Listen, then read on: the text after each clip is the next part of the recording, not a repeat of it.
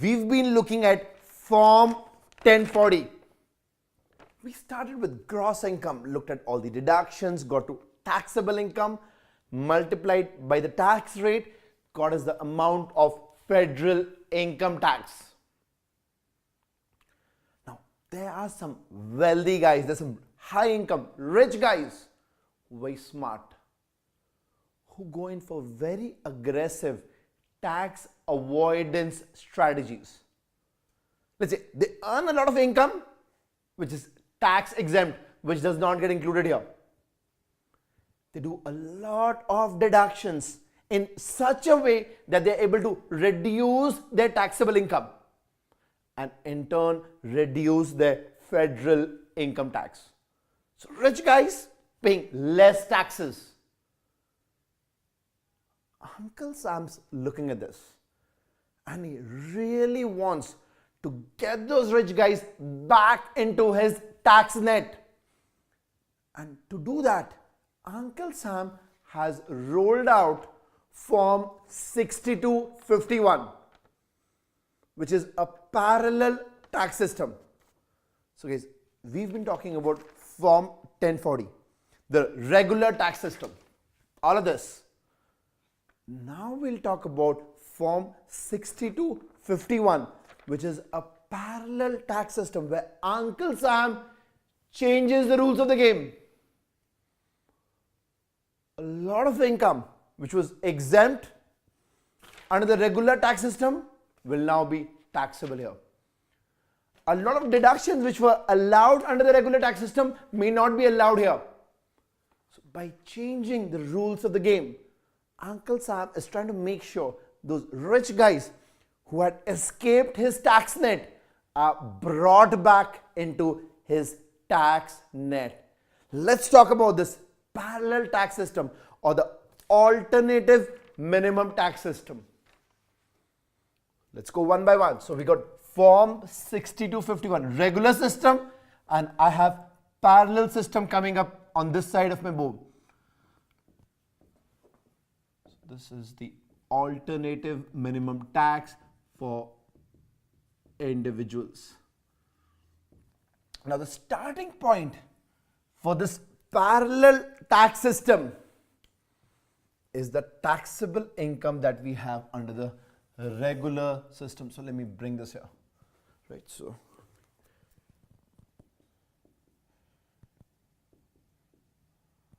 you start with the regular taxable income and then it's time for add backs.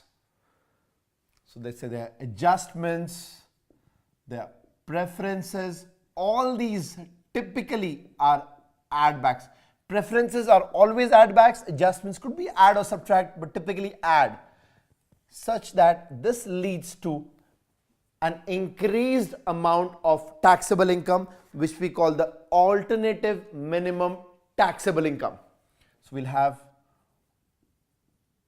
alternative minimum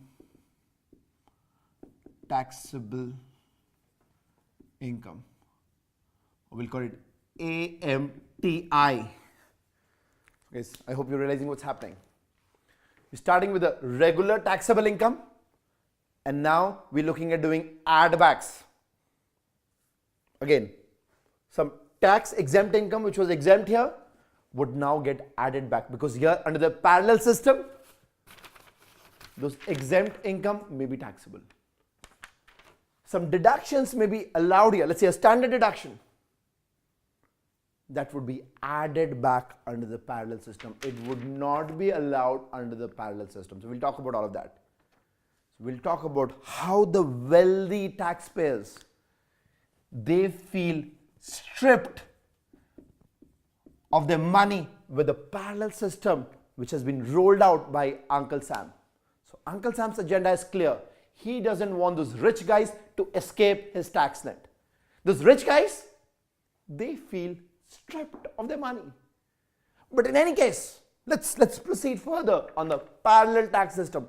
So we've gotten to the alternative minimum taxable income with all these tweaks, all these add backs to the taxable income. So in general, the alternative minimum taxable income would be a higher number than your regular taxable income. Think about it. The taxable income is bloating up.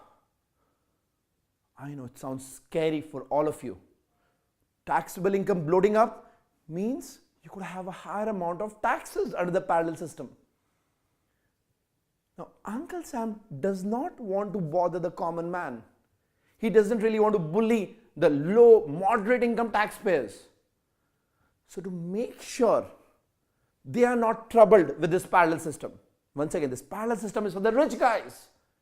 To make sure the low, moderate income guys are not really troubled by this, Uncle Sam has a few checks and balances here. So let's say the first one that we'll talk about is the AMT exemption. So there's a huge amount of AMT exemption that Uncle Sam provides here to make sure that the not so rich, the low, moderate income guys, they escape back. So the parallel tax system does not really apply to them. So the alternative minimum taxable income less AMT exemptions gives you the AMT tax base. Now from the AMT tax base, now we look at calculating the alternative minimum tax, or we call it the tentative minimum tax for now. So we look at the AMT tax rate here. Now the tax rate for AMT purposes is lesser than your regular tax rates. So the tax rate here is, let's say, 26% to 28%.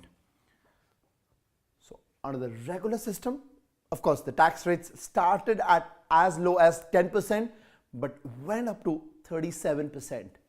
Here it's flat, 26% to 28%. This gets you to your tentative minimum tax. This one's before the credits. Then there's some credits allowed for AMT purposes. So AMT credits. The big one here is the foreign tax credits, also allowed for AMT purposes. And this gets you to your tentative minimum tax after these credits.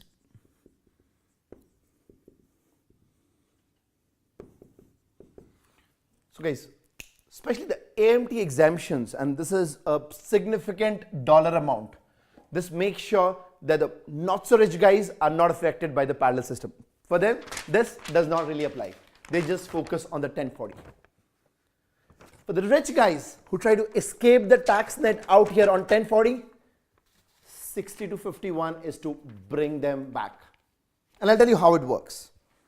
So let us say there's a rich guy whose tax liability here under the regular system, let's say, is as high as $500,000, $500,000 of tax liability for the rich guy. Now, when the rich guy works his Form 6251, let's say the tentative minimum tax, which gets calculated here after all the adjustments and preferences, the bloated up AMTI, after all these, his tentative minimum tax, let's say, is as high as $700,000. So the regular tax is 500. The parallel tax, the alternative minimum tax, is $700,000. Uncle Sam's clear. The rich guy, he needs to pay the higher of the two. So if the regular 1040 says 500,000 and the 6251 says 700,000, Uncle Sam wants $700,000. And the way this works is the tentative minimum tax, $700,000, we compare that with the regular income tax. We do versus regular income tax to get to the amount of alternative minimum tax. So in this case, the tentative minimum tax is $700,000.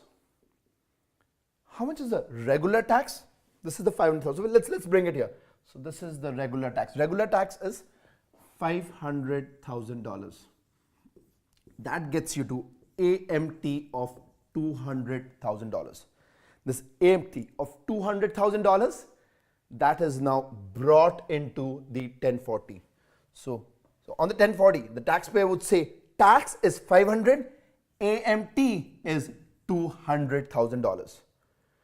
So guys, basically what Uncle Sam is ensuring, that rich guy who's got 500,000 here, but who did very smart tax avoidance strategies using the Form 6251, Uncle Sam made sure he had a higher tax liability of $700,000. The extra $200,000, now he's having to pay it as alternative minimum tax. On page 76, we are looking at the alternative minimum tax, the AMT for individuals. Now, this is there on, put a box around Schedule 2 to Form 1040. And on Schedule 2, look at line 45, because here we have highlight alternative minimum tax, which is calculated on, put a box around Form 6251. Now let's look at the calculation for AMT. Highlight regular taxable income. That's where we start. And then we look at adjustments and preferences. Draw a bracket there and write stripped. So that's going to be a mnemonic for all the adjustments and preferences to get to highlight alternative minimum taxable income, or the AMTI.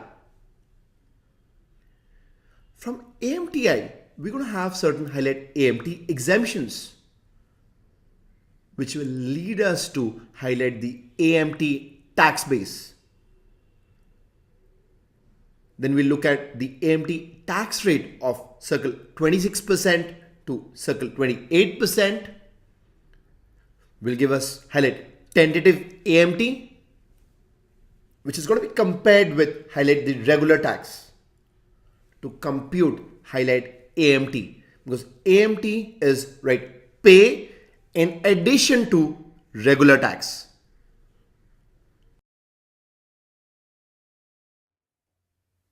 Let's now drill down into stripped, where the wealthy taxpayers, they feel stripped of their money. The S of stripped is standard deduction. So if on your regular return you have claimed a fixed dollar standard deduction, it will get added back for AMT purposes. On the parallel return, Uncle Sam does not allow the standard deduction. As you understand, right? How the taxable income is bloating up. How the taxable income is bloating up to become the alternative minimum taxable income. Listen, the T of stripped is the taxes that you have on Schedule A. So let's say if you've used the fixed dollar standard deduction, that of course gets added back. The taxable income becomes the alternative minimum taxable income. But if you've not used the standard deduction and you've itemized your deductions on Schedule A, the amount of taxes that you have, we said miles, takes, interest in charity and casual outings, the taxes that will be added back for AMT purposes, that will be added up back to make sure your taxable income becomes the alternative minimum taxable income. On page 78, we're looking at highlight adjustments which may increase or decrease AMTI. So we do these adjustments from the regular taxable income, and our agenda is to get to the AMTI, or the alternative minimum taxable income. The first one, right, S of stripped is highlight standard deduction not allowed. The second one, right, T, that's the T of stripped, highlight taxes claimed as an itemized deduction not allowed. We continue to talk about how the wealthy taxpayers, the high income tax guys, feel stripped of their money with the parallel tax return. So the R of stripped calls in for a lot of recalculation, where the AMT tax rules, they differ from the regular 1040 rules. So let's say when we look at net operating losses, the rules under AMT, the parallel tax system, is different from the regular tax system. Let's say when we talk about business interest expense, the rules here are different from there. When we talk about passive activity losses, different rules out here. Loss limitations, different rules. Gain or loss on disposition of property, especially if there are different depreciation methods used. Again, you're going to have different numbers. So all of that is recalculation. The R of stripped. Next, let's talk about the I of stripped, which is incentive stock options.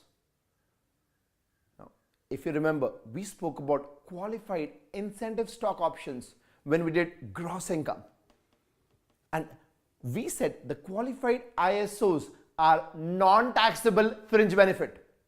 So you have top executives. Let's say you are a CFO, become a CPA, and you've become a CFO of a Fortune 500 company.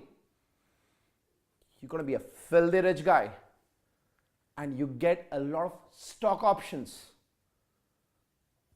That's a non-taxable fringe benefit. So let's say your company, your employer, the Fortune 500 company granted you stock options. Is it taxable? I know it's not taxable. It's not coming on your 1040. Let's say you exercise your stock options. And you know the good news, it's not yet taxable. Even though you've exercised your stock options, you've converted your stock options into company stock, you still don't pay a penny of taxes because the qualified incentive stock options are non-taxable on your 1040. Only later, if ever, you sell your company stock, only then you'll have to pay tax here. But by just exercising and converting your stock options with company stock, you don't pay a penny of taxes under 1040.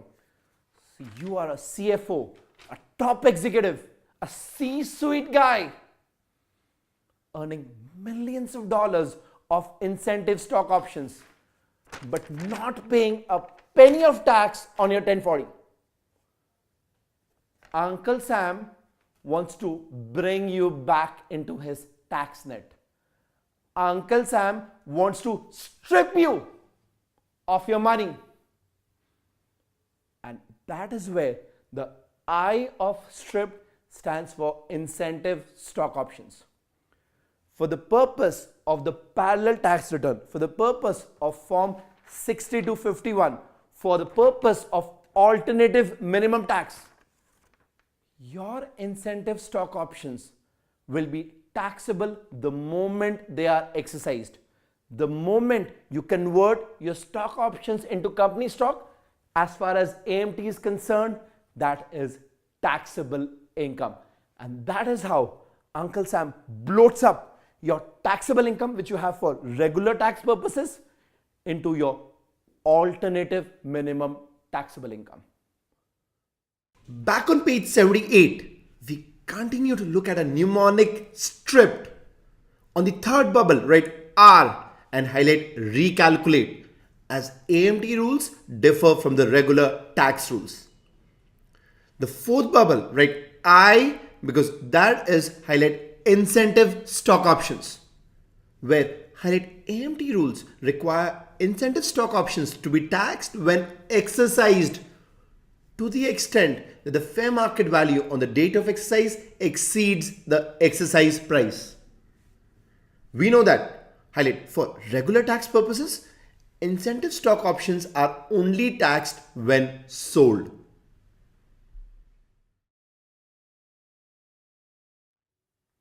we continue to talk about how the rich taxpayers, they feel stripped of their dollars by the parallel tax system created by Uncle Sam. We are now looking at the P's of our stripped. So we've got a couple of P's here and we look at both of them. The first P stands for percentage of completion method. So let's say you're a small business construction contractor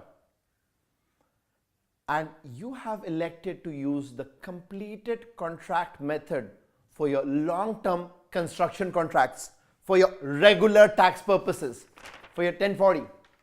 Let's talk about it. Let's go to the other side of my board. Let me carry both these forms with me. Right? So let's say for your regular tax return, you're doing completed contract method.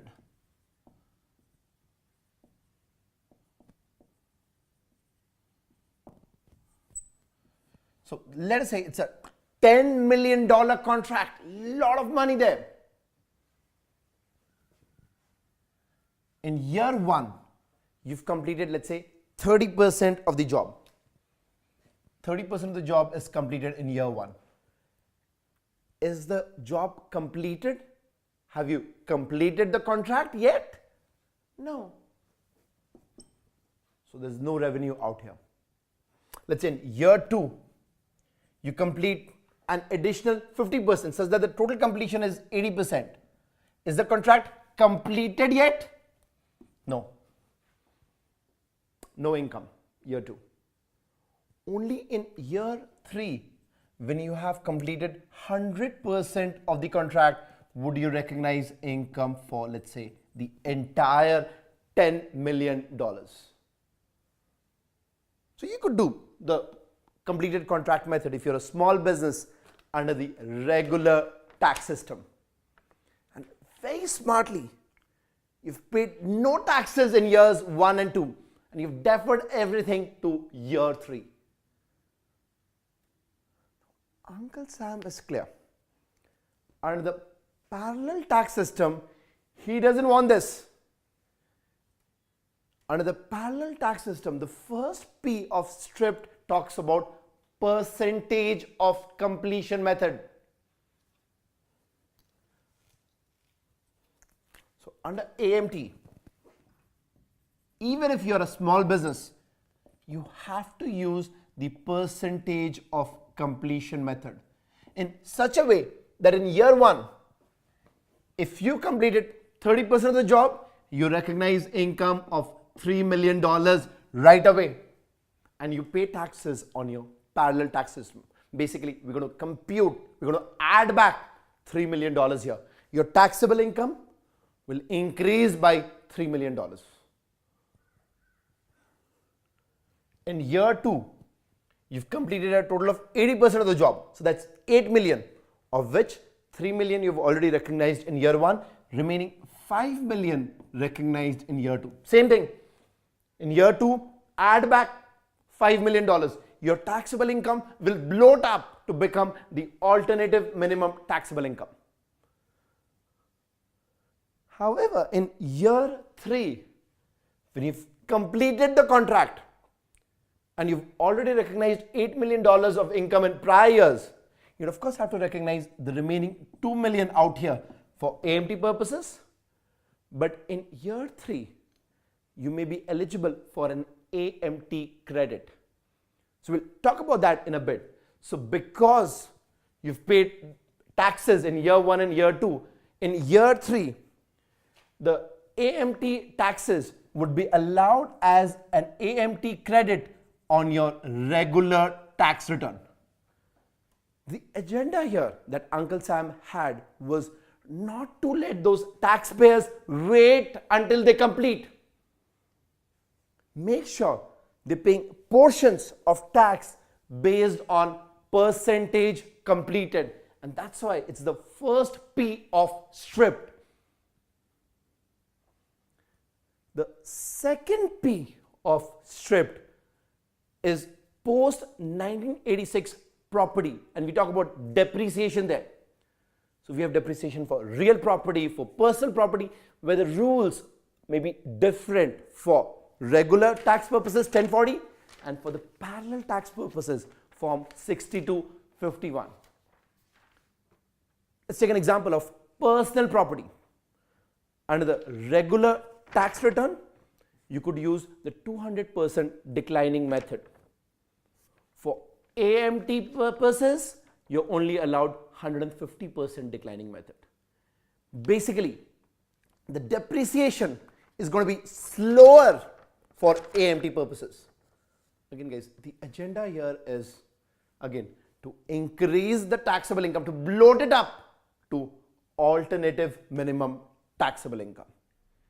Back again on page 78, we're looking at the P's of stripped. Highlight accounting method required under AMT rules differ from regular tax. And put the first P out there, which is percentage of completion method for long-term contracts. And underline AMT rules require percentage of completion method. Put the next P up there and highlight property depreciation on post 1986 real or personal property. Highlight real property where underline AMT rules require straight line depreciation using 40-year life. And for highlight personal property, underline AMT rules require 150% declining balance depreciation.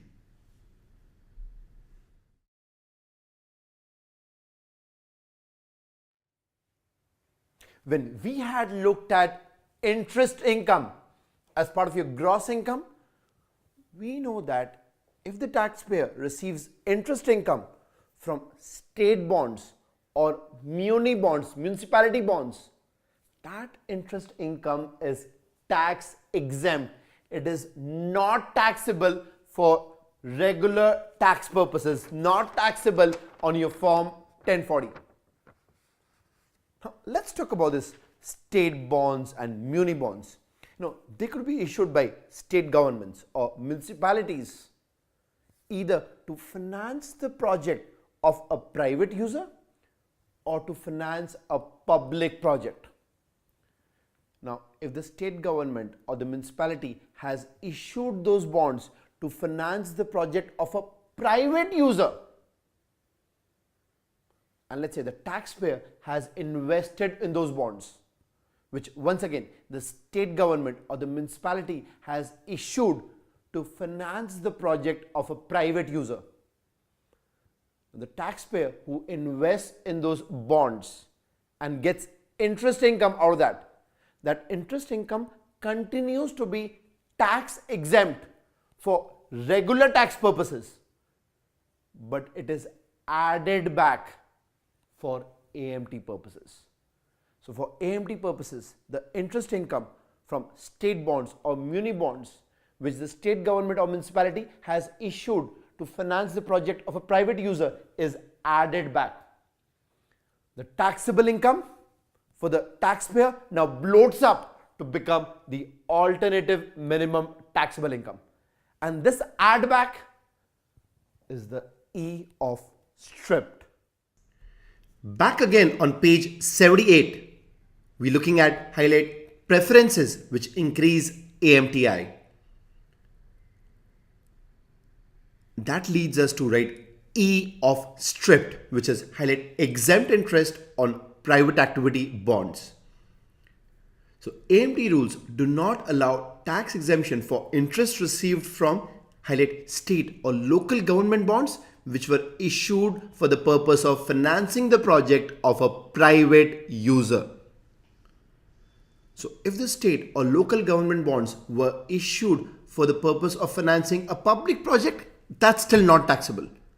But if the state or local government bonds were issued for the purpose of financing the project of a private user, that's when it gets added back for AMT purposes. However, again there's an exception which says underline no tax preference on the private activity bonds issued in 2009 and 2010. So again, this is a special situation for a couple of years, and if you realize this is after the economic crisis that the US went through, the subprime crisis in 2008.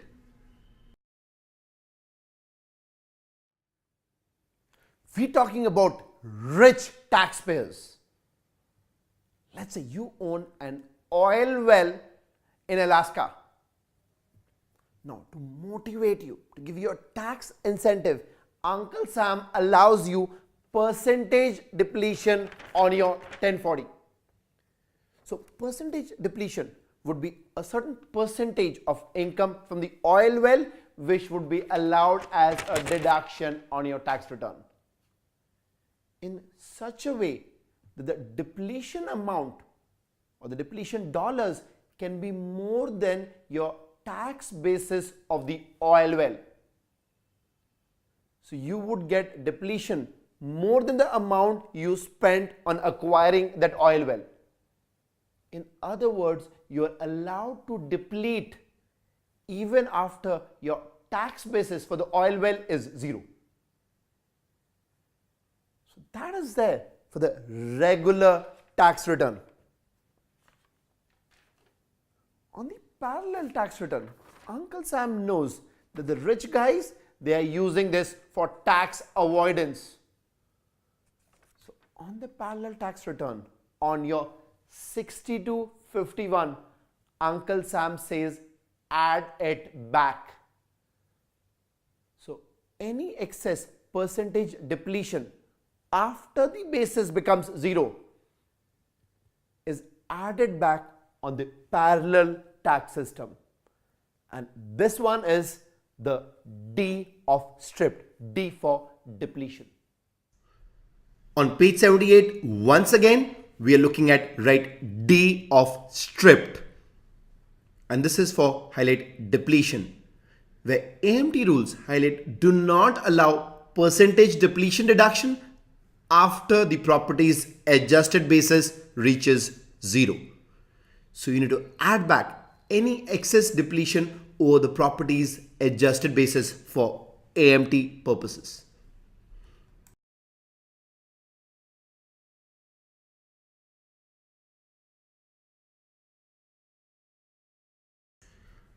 Now let's turn a page back to get to page 77, where we have put a box around Form 6251, which is a form for highlight alternative minimum tax for individuals. Part 1 of this form is highlight alternative minimum taxable income, and we call that right AMTI.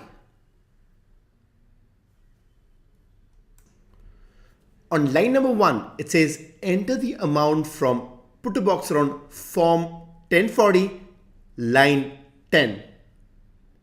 And if you go back to your 1040 and check, this is the line for right the regular taxable income on 1040.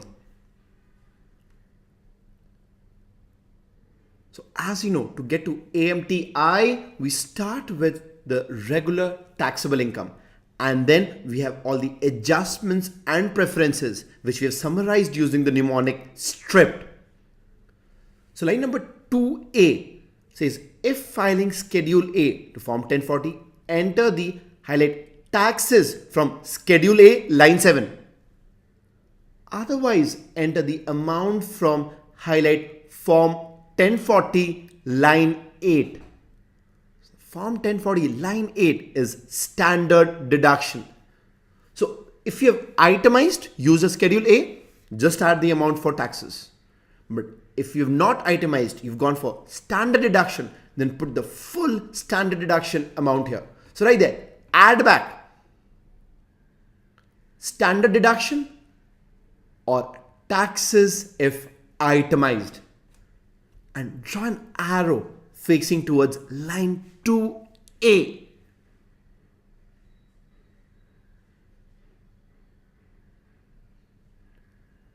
On the left, write stripped and circle the S and the T, because line 2A covers both the S and the T of stripped.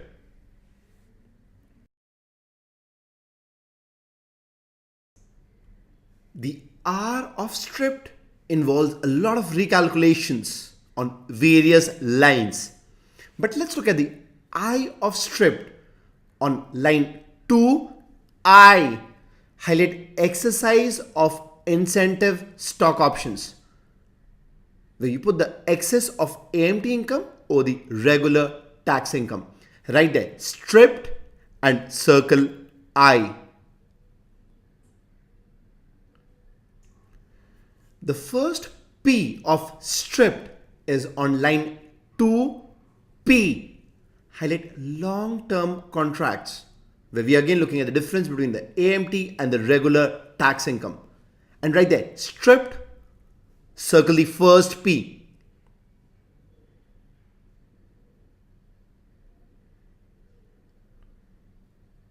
The second P of stripped is on line 2L. Highlight depreciation on assets placed in service after 1986. And right there, stripped, circle the second P.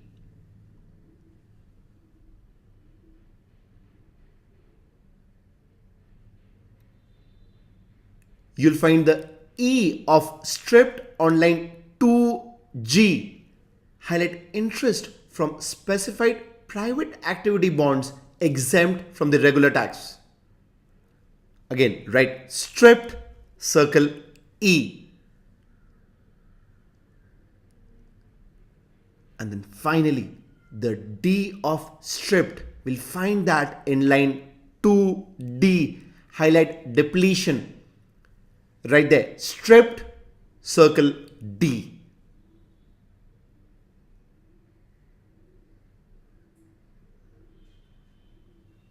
So guys, line number 1 on form 6251, you've got the regular taxable income. Line number 2, 3, all the adjustments preferences to get to line 4, which is put a box around the alternative minimum taxable income.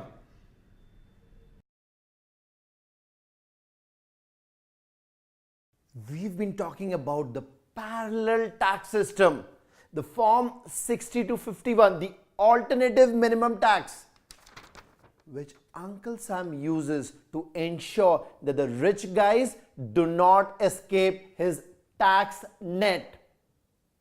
And if those rich guys, they're smart, they try to escape his tax net, Uncle Sam goes and he strips them of their money. At the same time, Uncle Sam wants to ensure that common men don't get impacted with this parallel tax return. He wants to ensure that common men don't get worried about Form 6251. And to ensure that everything is fine with the not so rich folks, Uncle Sam has a very high dollar amount for AMT exemptions, such that even though the alternative minimum taxable income bloats up, so we spoke about it, right? Taxable income, the AMTI bloats up. With these AMT exemptions, it sort of comes down again for the not so rich guys. We did speak about the AMT tax rate of 26 to 28%. Of course, not as high as the highest tax rate for individuals, which is 37%, but high enough. You have AMT credits. The most important one here is the AMT foreign tax credit. And then we get to the tentative minimum tax. So once again, we're looking at the regular return and the parallel return, 1040 and 6251. Let's say we're talking about a rich guy who's got $500,000 of tax liability on his regular return. $500,000 of tax liability here. But when that rich guy fills out his 6251, the tentative minimum tax is even higher. It's $700,000. 500 regular, tentative minimum tax is 700. Simple question. What does Uncle Sam want? Higher of the two. He not only wants this 500, he also wants the excess 200. So this 500, of course, is the regular tax. You do a 700 minus 500, you get the excess 200. The excess 200 becomes the alternative minimum tax, which is calculated on 60 to 51 and then flows into 1040. That's what we've already done. Now let's talk about AMT tax credit that may be available against future regular tax, and that happens if the AMT amount that we have here is created out of temporary differences between the regular tax return and the parallel tax return. So if the AMT is on account of temporary differences between 1040 and 6251, that could lead to AMT tax credits. The AMT tax credit does not affect future AMT, but it reduces the future regular tax. Because if you realize right now, the regular tax is being added 500 plus 200. Future tax may be reduced if there is an AMT tax credit, which once again gets created on account of temporary differences between the regular and the parallel tax return. Let's quickly recap mnemonic, stripped, and try to understand what's temporary and what's not temporary, what's permanent. So the S of stripped was standard deduction being added back. That's permanent. The T was taxes added back on the parallel return. Taxes if you've used a Schedule A itemized deductions. That's permanent. The R was recalculation because of different accounting for regular and parallel tax return. That's temporary. That could be temporary.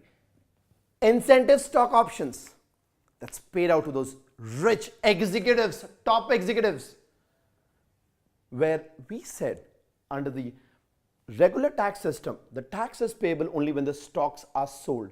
But for AMT purposes, the tax is payable when the stock options are exercised. Now this one's a temporary difference. So the I is temporary. The first P is percentage of completion method, which is required under the parallel tax return. Again, a temporary difference. The second P is depreciation, post 1986 property depreciation. That's again temporary. So RIPP is typically temporary difference between your regular tax return and your parallel tax return. But the E of stripped, which is exempt income. So this is tax exempt income, certain state and muni bond interest income which is added back. That's permanent. Percentage depletion, the D of stripped, which is not allowed after the basis becomes zero. That's again a permanent difference between the regular and the parallel tax returns. So only certain temporary difference items between these two systems could create an AMT tax credit, which may be used by the rich taxpayers to reduce their regular tax liability in future years. On page 79, we're looking at highlight AMT exemption. For highlight married filing joint taxpayers, before any applicable phase out, the AMT exemption is $109,400. Underline that. For highlight single taxpayers, the exemption before any phase out is underlined $70,300. Now, you don't need to memorize these numbers, but the reason I made you underline them is to help you understand that highlight due to high AMT exemption, the impact of AMT is mainly for the high income taxpayers. On the next bullet, we've got highlight AMT tax rate, which is circle 26% to circle 28%. Then we have highlight the AMT tax credit, where you're allowed highlight the foreign tax credit as well as highlight any non-refundable personal credits. Then you're also looking at highlight credit for prior year AMT. Highlight AMT created on account of temporary differences are allowed to be carried forward indefinitely and serve as a credit to the regular tax in subsequent taxable years.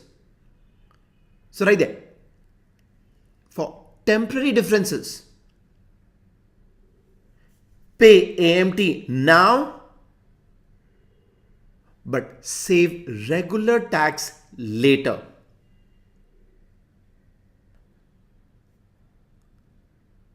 Highlight, note that the prior AMT credit reduces the future regular tax but does not affect the future AMT calculations or reduce any future AMT tax.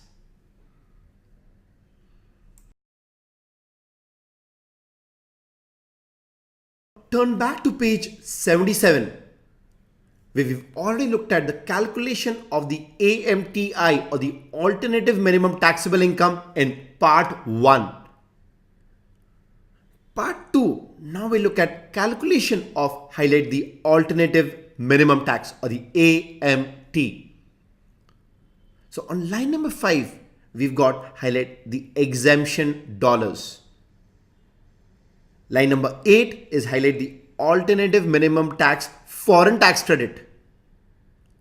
Line number 9 is highlight tentative minimum tax. On line 10, put a box around form 1040 line 11A. If you go back to your 1040, check out line 11A. You'll realize this is the line for right regular tax. So once again, you calculate the tentative minimum tax on line number 9. From that, you subtract the regular tax you have on line 10 to get to put a box around AMT or the alternative minimum tax, which you need to pay in addition to the regular tax.